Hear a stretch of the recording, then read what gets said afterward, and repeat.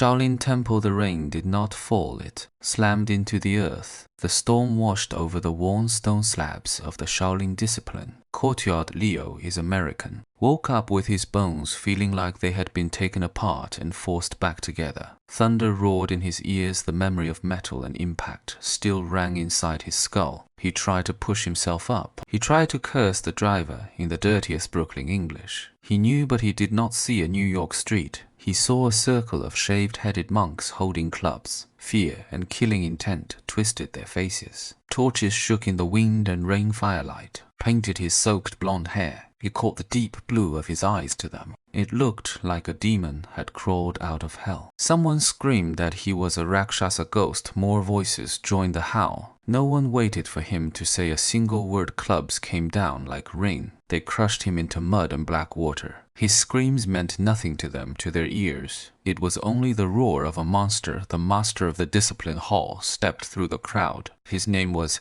Xuanji. His face was hollow with age. His eyes were harder than iron. He raised a cloth-sewed monk shoe. He brought it down on Leo's left shin bone, snapped with a sound that cut through the storm. Leo's scream tore into the night. No pity answered it. Xuanji lifted his foot like he had stepped on an insect. He ordered them to throw the Rakshasa into the back kit. Chen, he told them to make him the lowest kind of servant. He told them to let him live or die on his own. They dragged Leo like a dead dog. They tossed him into a woodshed that stank of mold and old smoke. He had barely caught a breath. When the kitchen steward came in, the manager wore a grin full of malice. He wanted favor from the powerful monks. He dumped a basin of rancid leftovers into a filthy dog bowl. He kicked it to Leo's face. He forced Leo to eat like an animal. Leo stared at the man's ugly mouth. Pain from his shattered leg tried to drown him, but he knew the truth. If he did not eat, he would die. Night. Deepened wind poured through the cracks in the shed. Cold sank into his skin. Leo curled into a pile of straw. Pain soared back and forth through his nerves. His mind started to slip away. Then a familiar, emotionless electronic voice exploded inside his head. It said the host life signs were abnormal. It said the karmic insulated bag had been forced open. No holy light appeared. Only the raw sound of a nylon zipper tearing open. Leo froze. In that ancient shed filled with incense ash, wrote a red square outline appeared in the air. It was the delivery bag. He knew better than his own hands. He reached into empty space. His fingers touched cold foil and hard plastic. He pulled out a bottle of extra strength ibuprofen liquid. He pulled out a roll of silver industrial strength tape. The modern weight of them steadied his breathing. The fear in his eyes began to drain away. He tweezed, teared the cap off. He swallowed half the bottle without stopping. He bit the tape and ripped it open. He built a crude brace around the broken bone. It was ugly. It was solid. The medicine took hold. The edge of pain backed away. A new calm filled his skull. Leo leaned against the wall and breathed. This was not some mystical rebirth. This was just the worst delivery route of his life. In this absurd world, cultivation was a job. Survival was an order that had to be completed. The men who broke his leg and fed him dog food were not untouchable. They were obstacles in the lane. They were roadblocks that could be removed. Leo's blue eyes turned cold and clear, light on a hunter's sight. 3 in the morning came with a K. Knife-cold wind. The broken shed door groaned as it swung on rotten hinges. Leo snapped his eyes open. The deep blue of his pupils washed over with pale blue electronic light. His vision was no longer the same. The ancient temple walls were still there, but a new layer floated over everything. Like a second world, it was a 3-dimensional map built with ruthless precise. Young. Every roof tile and every brick sat in the air as clean geometry. Cold pixel text pulsed at the top of his sight. Extreme Express brain has started. Destination pharmacy. Current route green and clear. The shock of it almost made him forget the pain in his left leg. He moved. Anyway, he moved like a night hunter trained for one thing only. Off the courtyards, red warning circles marked monk patrol routes across his map. He stayed outside those circles and slid between them. His breathing and his footfalls were counted by the system numbers, turned them into predictable waves whenever a red flash warned of a crossing patrol. He timed it like a veteran rider timing a traf. Seek light. He slipped through the gap at the exact moment. The patrols traded positions. He dragged his wounded leg into the pharmacy. Without a sound, bitter herbs filled his nose drawers of dried roots and powders. Lined the walls. He did not touch the costly lingji or ginseng. He knew the deadliest weapon in any world was rarely a blind. Sometimes it was knowledge. Sometimes it was a chemical with no mercy. His fingers found a small bottle of clear industrial liquid. The label carried words that would chill any modern mind: industrial grade, concentrated, laxative, colorless, and tasteless, rapid onset. This was the negative review gift for manager Zhu. Leo left the pharmacy as S. Silently, as he entered, he ghosted into the kitchen side room. The purple clay teapot used only for Zhu sat waiting. Leo tipped the bottle and fed it all into the tea. The liquid vanished the instant it touched the surface. Nothing rippled, nothing betrayed him. Morning arrived. With the bell of the grand hall, hundreds of monks sat cross-legged, in rows chanting road-like. A tide beneath the high beams. Discipline Hall seat master Xuanji inspected the early lesson in person. The air felt so solemn, it could crush breath at the front of the formation manager. Zhu stood with his belly out. He wore pride like armor. The strong tea from last night still made his mind feel sharp. Then the teaching reached its highest point, and a dull thunder cracked from deep inside Zhu's abdomen. Pain followed it like a wave turning into a storm. Zhu's face drained from rosy to white, then from white to a sick green. He tried to lock his legs together. He tried to force his body into obedience, but against industrial fury human will meant nothing. A violent eruption tore through the holy chanting. The sound ripped the hall open. A stench slammed into the air and rolled through every row. Zhu jerked like a rocket lit. From within, his body shook as control left him in a brutal spray. He wobbled at the edge of collapse. He was too close to the front. The hem of Xuanji White's ceremonial robe caught several glaring filthy splats. Tatters. The entire hall went dead silent. Only Zhu kept convulsing and spewing. In the shadow behind a pillar, Leo watched without blinking. There was no pity in his eyes, only the cold calm of an order delivered. Inside his head, the navigation voice returned. Stage 1 negative review, handling complete interference. Roadblock has been downgraded. Maintain delivery rhythm. The stench left behind in the Great Hero Hall had not yet faded. Manager Zhu came with a face full of gloom and distortion. He led a group of Discipline Hall warrior monks and kicked the broken shed door open with violence. They tore through the straw and found a scroll of a forbidden book that had been deliberately aged to look old.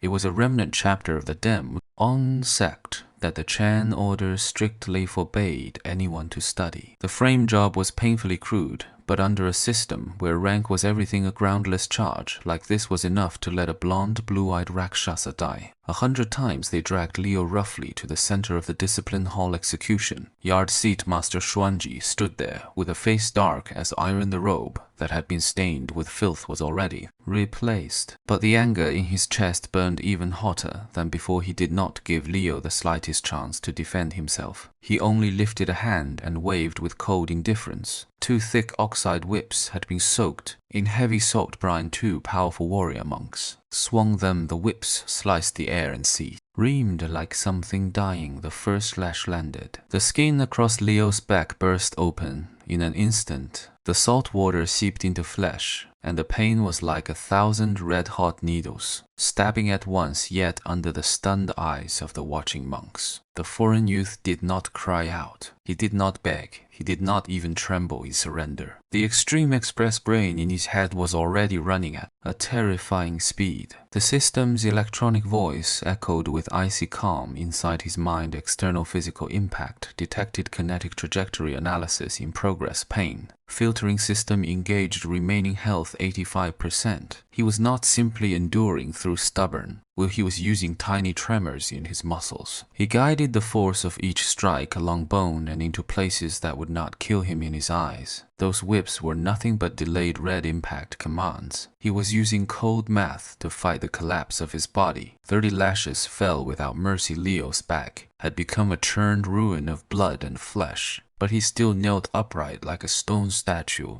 That refused to fall. That near-inhuman will-seated and unexplainable fear in the crowd-killing intent flared in Xuanji's eyes. He was ready to step forward and personally end this anomaly. Then a bent figure appeared from the shadows at one corner of the punishment hall. The man dragged a broken bamboo broom. As he slowly walked out, it was Xuanku the Swede, Ping monk from the Sutra library. His clouded eyes lingered on Leo for a moment. It was as if he looked through this torn body and saw an arrogant soul that did not belong to this world. Xuanku gave a soft cough. His voice was hoarse, yet it carried clearly across the yard. This child has a fate pattern that is twisted and strange. Kill him directly, and changes may follow. Send him to Dead Man Valley instead. Let him live or die by his own luck. Xuanji heard it, and his gaze flickered several times in the end. He drew back his inner force. Dead Man Valley was a forbidden land in the back mountains of Shaolin resentment, left by past masters. Filled it like poison mist. Broken formations wandered there in madness. Any ordinary man who entered would die without a doubt. 2 hours later, they threw Leo into the fog of Dead Man Valley. His body was streaked with blood. Behind him, a heavy iron gate crashed shut. The air around him turned instantly cold enough to bite into bone. Countless nameless bones hid beneath fallen leaves and flashed into view as the wind shifted. Leo forced himself up with shaking arms. Too much blood loss made his vision overlap and swim. Then the familiar navigation voice sounded again inside his head. Destination has been reset. Current environment detected as complex road simulation. Field obstacle density extremely high. Recommend enabling extreme parkour navigation mode. In his sight, the fatal formation sparks and the poison gas pits were marked automatically by the system. They became blinking red warning lights and invisible speed bumps. Leo wiped the black blood from the corner of his mouth. He stared at this valley floor that everyone called hell. A smile rose in the deep blue of his eyes. It was wild and fearless. To a top-tier delivery rider, this was not a place of death. It was just a brutal obstacle course map. He began dragging his injured leg forward. He stumbled between gravestones and jagged rocks. Every step landed exactly on the green safe path. The system drew for him. The survival game had only just begun. The fog in Dead Man Valley lifted, but in Leo's eyes it was only a rough, modeled obstacle test course. The broken stone carvings the warrior monks called miracles lost all their empty Chan mystery inside his mind. The system navigation voice kept talking like a machine. It said target motion parsing complete. It said it detected a non-linear displacement path. It said it was replanning kinetic output. Leo spat the grass root out of his mouth. He did not see a dragon shadow movement. Art, he saw the balance point between friction and centripetal force. He refused to cultivate through the scripture-breathing methods. To him, inner power was only directed conversion of bioelectric energy. He sprinted through jagged rock piles. He twisted his body to the exact edge where joints would dislocate. He gave this strange footwork a name. He called it Manhattan. Rush hour. It was the instinct he learned on Manhattan streets. It was the instinct that slipped between yellow cabs and suit-wearing pedestrians. It was the instinct that kept a 5-star rating alive. Every sidestep and every sudden shift of center followed strict kinetic formulas. None of it relied on mystical luck. 3 years of exile vanished under the system's non-stop countdown. When the heavy iron gate of Dead Man Valley opened again, the man who walked out no longer looked like a New York delivery rider. Leo's long hair hung like dry grass. Deep in his blue eyes lived the code of precision instruments. His whole body carried a mechanical killing pressure that did not belong in an immortal sect. The sect tournament arena roared with voices. Color flags snapped hard in the mountain wind when Leo appeared at the edge, in a servant uniform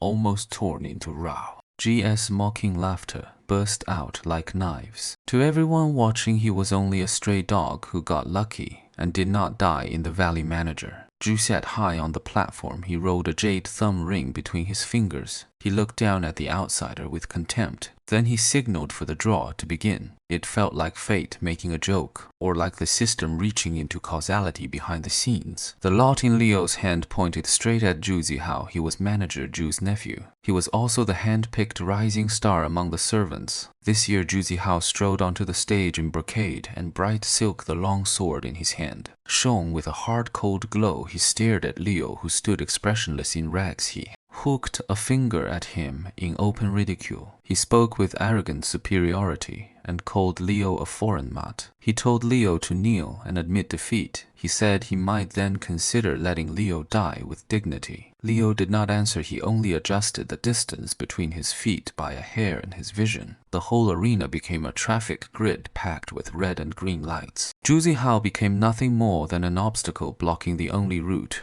The cold logic of New York streets took over his brain again. Time was running out. The delivery had to be made. The air over the arena felt like it had turned to stone. Zhu Zihao flicked his sword and several afterimages of steel spun out. It was the Dharma sword. Art the Shaolin outer gate bragged about, but to Leo it looked like a low-frame animation, choking on heavy lag in his sight. The system pinned 3 red locks onto Zhu Zihao. One flashed at the crotch, one flashed at the eyes, one flashed at the jaw. They pulsed as 3 bright negative review notes. Zhu Zihao sneered and shot forward like lightning. In the sword, lunged straight for Leo's throat. Leo showed no fancy opening and no formal stance. He stepped a small half-step to the left and forward. His weight twisted in a way that looked wrong, but landed perfectly. The blade tip slid past him and cut nothing but air. This was the Manhattan rush hour rule. If your position is right by a hair, even the fastest car cannot hit you in the instant they crossed. He ignored every clean rule of sect fighting. He drove a vicious knee up into Zhu Zihao between the legs. Zhu Zihao screamed, and his sword art collapsed. Leo did not pause. He pressed 2 fingers together and stabbed for the eye socket with street fight precision. A wave of sharp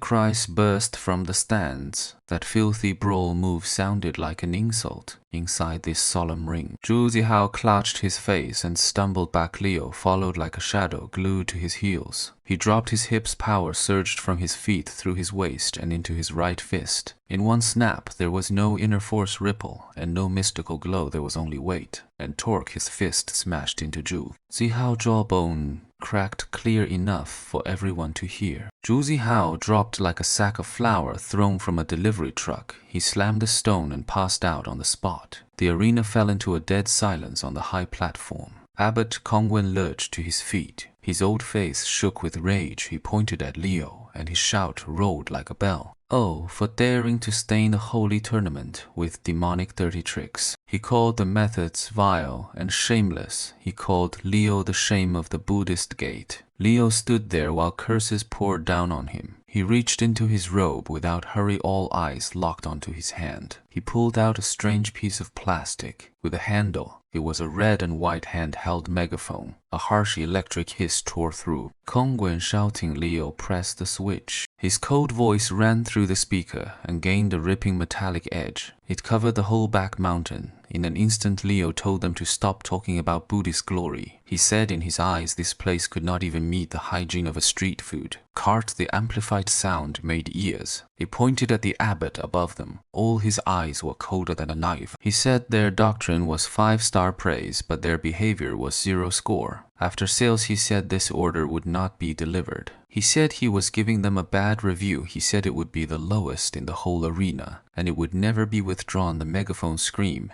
echoed through the valley. It ripped the polite masks off the great monks and elders. Warrior monks all around stood stunned and speechless. They had never seen blasphemy this arrogant. They had never heard words this strange in logic, and yet this sharp in attack in that man's hand. The strange tool gave off pressure more terrifying than inner strength. Abbot Kongwen laughed in anger until the sound turned sharp and cold. The muscles across his body swelled as if filled with air, dark gold. Light raced under his skin like liquid metal. He looked like an arhat stepping down from a shrine. This was the Shaolin treasure, the Vajra unbreakable body. They said water and fire could not harm it, and blades could not bite it. Each step he took shattered the hard stone platform into a deep crater. He roared that Leo would die here. In Leo's eyes, the so-called golden body was only dense energy armor. He did not meet it head-on. He pulled a modified high-voltage stun gun from his robe As the crushing palm came down, he slid sideways. He moved like he was dodging a motorcycle. In a tight Manhattan alley, he snatched a ritual water basin from the edge of the arena. He threw the water straight onto Kongwen. Kongwen snorted with contempt and let the water pour down his face. He believed his body could shatter blades, so how could it fear common water? But Leo had been waiting for this moment. In his vision, the system locked a red mark behind Kongwen's ear. It was a patch of skin the gold light did not fully cover. It was where nerves clustered tight. It was where electricity traveled fastest. Leo slipped behind him with an angle that looked impossible. He drove the stun gun electrodes into that wet skin. 50,000 volts surged through the water in an instant. The current pierced the defense and smashed straight into the nerve. Though center, the golden light shrieked with a harsh burst. Kongwen's huge body convulsed violently. His eyes rolled white. He collapsed into the stone like rotten mud. White foam spilled from his mouth. The arena froze solid. The god in their eyes had been broken by a strange weapon. In a single beat, before anyone could breathe, the sky darkened. Without warning, a massive blood-colored rift ray open above the clouds. A scream of horns poured down and shook the trees on the back mountain. The golden barrier of the Shaolin mountain formation shattered at once. It exploded into countless glittering fragments. Across the air, Kongwen lay twitching on the ground and began to laugh again, his face twisted with madness. He had colluded with forces outside the temple. His defeat had become the fuse that blew the formation apart on the distant ridgeline. Black demon banners surged like a tide. A killing aura drowned the 1,000-year monastery. Screams rose from the mountain gate. The smell of blood rolled the wind back into the arena. Inside Leo's head, the navigation voice accelerated. It reported the only exit had been sealed. It reported the area had entered extreme war state. It reported the delivery route had been reset. Leo watched the blood rain and the panicked warrior monks. He calmly put the stun gun away. In this collapsing world, no one could leave him a bad review. Every roadblock on his route would be cleared. Clean blood poured from the sky without mercy. The shattered fragments of the fallen golden formation drifted down like an ugly funeral. Master Xuanku staggered through the ruins toward Leo. His robe was soaked through with blood in his hand. He gripped the string of prayer beads, stained red. Leo saw him reaching. He saw their fingertips about to meet. A dark red rake of light exploded up from the rubble. It was Kongwen, who should have been helpless on the ground. His eyes were completely swallowed by an unnatural black. His withered palm shot out. Like a viper, it drove straight through Xuanku. From behind, Xuanku froze. In place, he did not even turn his head. He used the last strength in his body to press the prayer beads into Leo's hand. His eyes held sorrow and hope at the same time. His voice fell to a whisper that barely survived the storm. Go, leave this hell. Go back to your home. Hot blood sprayed across Leo's face. Something inside him that held reason together snapped clean. The frantic navigation voice in his head went strangely quiet. It became flat and calm, like a machine with no emotions left. Route planning failed. Current package damaged. Logic system reset. Auto switch to cleanup mode. Color drained from Leo's world. In a single breath, only red scanning lines remained. They flickered wildly across his vision. He did not scream. He did not cry. He reached out and grabbed a heavy black iron spatula. Lying by the great cauldron, the tool spun once in his hand in a smooth, perfect arc. Like a top Manhattan chef turning fresh ingredients without wasting motion, a demon cult fighter charged in, shouting. A long saber cut straight for Leo's throat. Leo shifted his body a fraction. The edge of the spatula slipped into the gap at the attacker's wrist bone. He gave a small lift. It was a flawless deboning move. The scream never fully formed. The flat face of the spatula smashed down and crushed the skull. Red and white burst outward like a bowl of tofu soup overturned. On stone, Leo moved again. It felt like his soul had floated above his own body. He watched the enemies pouring in from all sides with empty calm in his eyes. They were not living people anymore. They were late deliveries. They were bad review orders that had to be physically removed. The tip of the spatula cut across throats. The body of it slammed into chests. Each strike chased maximum effect with minimum waste. He charged through the blood-soaked ground. Mechanical, precise, relentless. The holy ground of the temple became a cold slaughter line. The delivery rider, who once only raced city streets, now carried a spatula through an alien sea of blood. and with every step he delivered death right on time. Leo's leather boot slammed down on Abbot Kongwen's shattered chest, the edge of the black iron spatula pressed with perfect precision against the trembling ankle. Hurry to end this hypocrite's life. He handled him the way a delivery rider handles trouble. On the route, Kongwen thrashed and begged and tried to bargain. Nothing could shake the ice in Leo's eyes under the red scanning lines of the GPS system. The once majestic abbot became a discarded order marked "Refused Delivery." The instant Kongwen's breath finally broke the sky of inky black was ripped open by a giant hand that spanned the heavens. The gravity of Mount Sumeru surged 1,000 times in a blink. The air thickened into living iron and locked everybody in place. Monks and demon cultists alike were crew, shed down into blood, flesh, and blood. Above the clouds, the figure of the demon sect lord slowly appeared. His body was not made of blood and bone. He was a phantom built from countless flashing geometric lines and flowing ghost light. His voice screeched like electronic interference. It carried mockery sharp enough to drive a soul into despair. Buddha, you chased with all your suffering. With a casual wave, he split the void and revealed the real ugliness behind the Sumeru realm. This world was only a farm made to harvest sentient life. The so-called spiritual chi was feed used to force. Ripening the so-called faith was energy harvested on schedule. Those so-called enlightened monks were only sturdier breeding stock in the pen. They were only waiting for the final slaughter under the pressure that felt ready to snap his spine. Leo jerked his head up. He spat a mouthful of blood mixed with broken teeth. A wild curve lifted at the corner of his mouth. His right hand shook as he raised it toward the sky and toward that so-called god. With steady final contempt, he held up his middle finger. Logic conflict detection completed. System permissions fully unlocked. The calm navigation voice in his head became a harsh red alarm. It detected illegal administrator interference. It rebuilt the logic chain. It forced the launch of the ultimate delivery program. Leo slowly reached into the blood sower,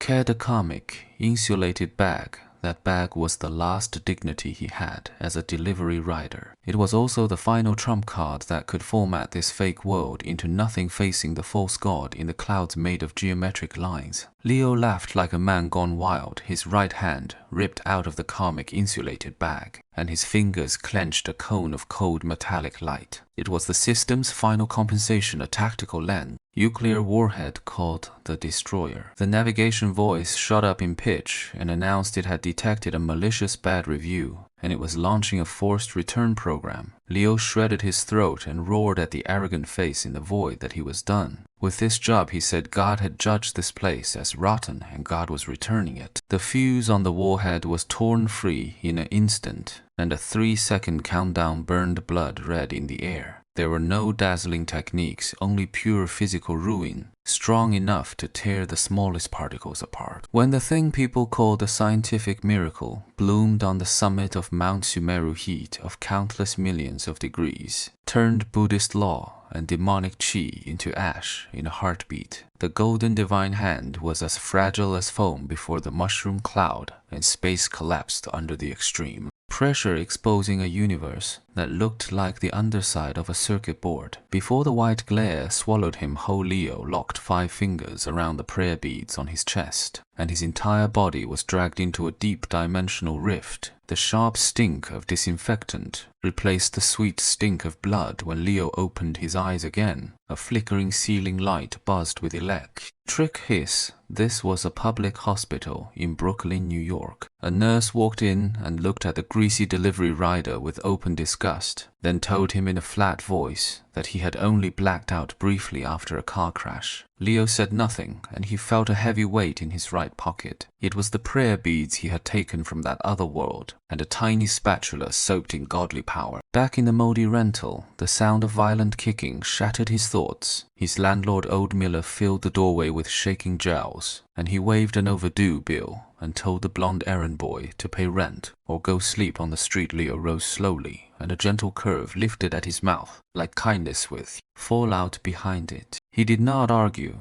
and he only rested one hand on the rusted security door. Metal screamed as it twisted and the thick door curled in his grip. Like foil turned into a hard spiral, old Miller choked on his own curses, and sweat drenched his back in a flash. Leo patted his cheek and cold light flashed in his eyes, and he told Miller not to rush because a new delivery mission had just begun. New York night was still dark, but a strange legend about a delivery rider was already spreading out from this broken little room.